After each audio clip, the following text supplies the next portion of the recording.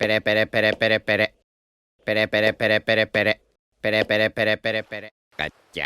안녕하세요. 네이버 XX인데 소상공인 상대로 네이버 키워드 광고를 하고 있는 광고업체입니다.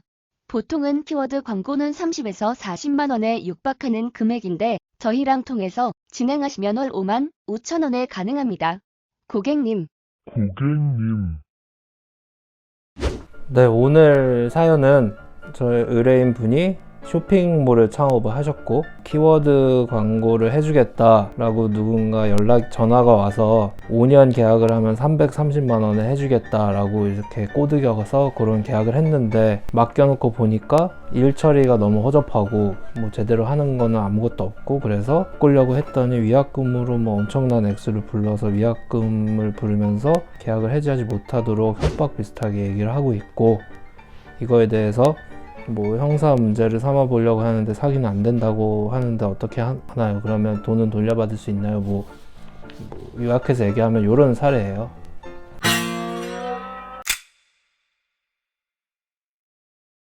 젊은 분들이 요즘 많이 하고 있죠. 쇼핑몰 사업 창업을 많이 하고 있고, 뭐 쇼핑몰 사업을 시작하려면 내가 어떤 아이템을 뭐 팔아서 어떻게 할까, 내 물건이 이 시장에서 뭐 어떻게 하면 비교 우위가 있을까, 이런 걸 고민을 하고, 그런 걸 고민을 해서 이제 아이템을 선정을 해서 사업을 하려면 또 사업자 등록도 해야 되고, 뭐 법인 사업자로 하려면 뭐 법인을 설립해야 되고, 뭐 세금 계산은 어떻게 해야 되고, 이런 거를 하나도 모르는 상태에서 그런 거를 쫙 진행해서 이제 사업을 딱 갖춰놓고 나면 그런 데만 신경 쓰다 보니까 이제 광고 같은 거에 대해서는 미리 생각을 못 하셨던 상업자분들이 많고, 그런 분들이 이런 전화를 받고 나면 아, 이렇게 맡기면 뭐 편하겠구나 하고 쉽게 유혹에 빠질 가능성도 높고, 저도 실제로 이 변호사 사업자를 내고 나니까 전화가 막 오고 그랬었어요. 이런 걸 키워드 광고를 해드리겠다. 근데 저한테는 이제 하지 마세요. 저는 좋은 데를 쓰고 있으니까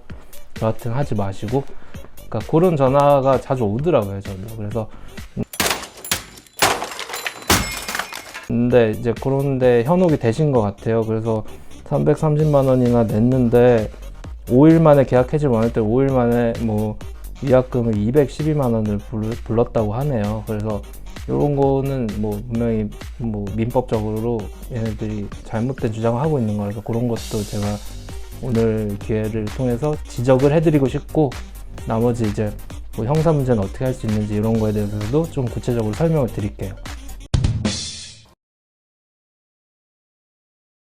일단 이 사람들이 굉장히 괘씸하죠. 그래서 사기가 아니냐, 뭐 그러니까 사기가 아니냐, 이런 뭐 먼저 그런 말이 떠오르실 거예요. 이건 난 사기당한 것 같다 하는데, 사기라는 건 어떤 사람을 기망해서 그 사람을 속여서 그런 기망 행위를 통해서 금전적 이득을 얻었을 때 사기라고 하는데, 얘네들이 여기 얘기를 보면 뭐 키워드를 광고를 안 한 게 아니에요. 뭐 안타깝지만 뭐 허접하게 해서 문제지 안 하질 않았어요. 그러니까 전혀 안 했다. 그 돈을 받고 아무것도 안 하고 돈을 먹고 뭐 어디 해남으로 도망갔다, 이러면 사기인데 뭔가를 했잖아요. 그러면 사실 경찰들이 보기에는 뭔가를 했기 때문에 속인 거는 아니다 이렇게 판단을 할 거고, 검사도 그렇게 판단할 거고, 법원도 아마 그렇게 판단할 가능성이 높아서 이런 걸 사기 고소를 해봤자 좀 유죄가 될 가능성은 극히 낮다 이렇게 보여요. 안 한 게 아니라서. 그러니까 뭐든지 뭐 안 했으면 되는데 이렇게 찔끔찔끔 한 경우에는 사기죄로 고소하기는 좀 힘들어요. 그게 좀 안타깝지만, 근데 거기에 낙담하지 마시고 지금부터 제 설명을 드릴게요.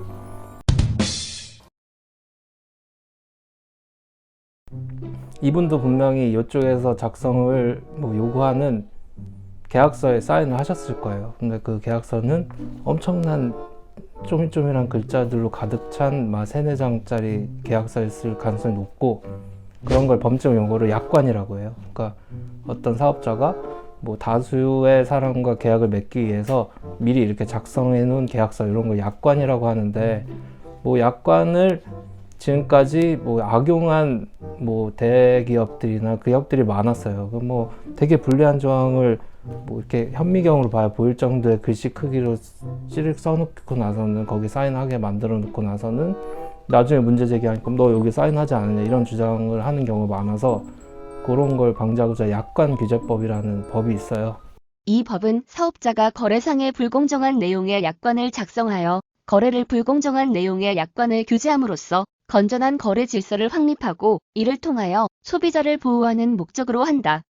요 광고 대행사도 분명히 약관을 이용했을 것으로 보이고, 이런 약관의 경우에는 불리한 조항이 있거나 뭐 그런 계약상 중요한 사항인 경우에는 반드시 잘 보이는 글자로 크게 잘 써놔서 명시해야 될 의무도 있고, 이런 조항이 있다는 거를 설명해야 될 의무가 있어요. 이런 약관을 들이미는 업체들은.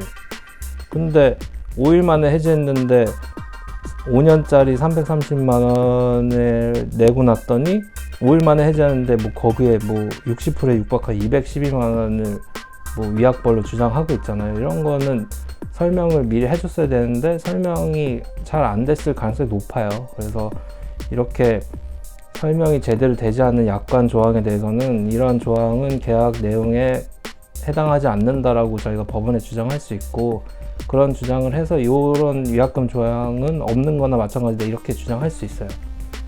그리고 만약에 얘네가 그거를 설명해 놓은 거예요. 위약금이 며칠 이내 했을 때는 60% 이렇게 써 있는 조항이 있고 살짝 설명을 했더라도 약관 규제법상으로 그러한 불공정한 약간 과도한 위약벌을 책정해 놓다든지 과도한 손해배상 예정액을 약관에 써놨을 경우에는 그런 건 신의성실의 원칙에 반한다 해서 그러한 약관 조항은 무효로 만들 수도 있거든요. 약관 규제법상. 1. 신의성실의 원칙을 위반하여 공정성을 잃은 약관 조항은 무효이다. 이 약관의 내용 중 다음 각 호의 어느 하나에 해당하는 내용을 정하고 있는 조항은 공정성을 잃은 것으로 추정된다. 근데 제가 봤을 때 5일 만에 해지 원했는데 212만 원이다. 이거는 거의 무조건 무효로 보이고요. 그러니까 저희는 이제 민사소송을 준비하는 거죠. 저희가 지급한 금액의 반환을 청구하는 건데, 계약 해지를 했는데 얘는 그 돈을 들고 있으니까 얘네들이 들고 있는 돈은 이제 부당이득이 되는 거예요. 그래서 법률적으로 부당이득 반환 청구를 하시면 되고, 부당이득 반환 청구를 하면서 얘네들이 위약금이 있으니까 뭐 위약금을 뺀 나머지 금액만 주겠다 이런 주장을 할 수 있는데, 그러한 조항은 무효다라고 저희도 주장해서 330만 원을 지급하셨는데 330만 원을 다 받을 수는 없을 수도 있어요. 그러니까 왜냐하면 아까도 말씀드렸듯이 얘네들이 찔끔찔끔 뭔가를 했거든요. 그러니까 찔끔이라도 했으면 찔끔한 거에 대한 대가는 저희는 주긴 줘야 돼요. 5일이든 한 달이든 이거 일할 계산을 해서 차감된 액수 정도를 받아낼 수 있을 것 같아요. 얘네들 말대로 위약금 212만 원을 지급하실 필요는 없고요. 그런 조항은 무효라고 주장하면서 뭐 대충 계산해보면 300만 원 근처로는 저희가 반환 청구를 할 수 있지 않을까 이렇게 생각이 들어요. 그래서 문제는 이게 300만 원을 반환 청구하는 건데, 변호사 비용이 이제 웬만한 법률사무소나 로펌에 가면 소송은 저희는 330만 원을 해드립니다 이렇게 나올 가능성이 높아요.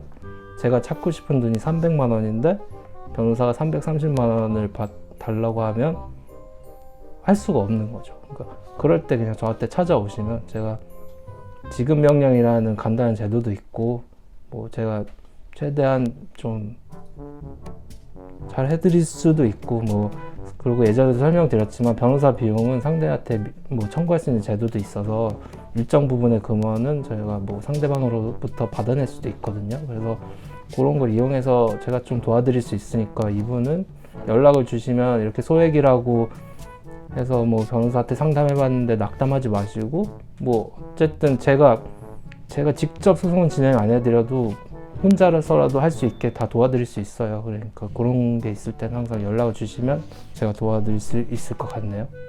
아는 변호사가 없거나 그 변호사가 무뚝뚝하면 저한테 연락 주세요.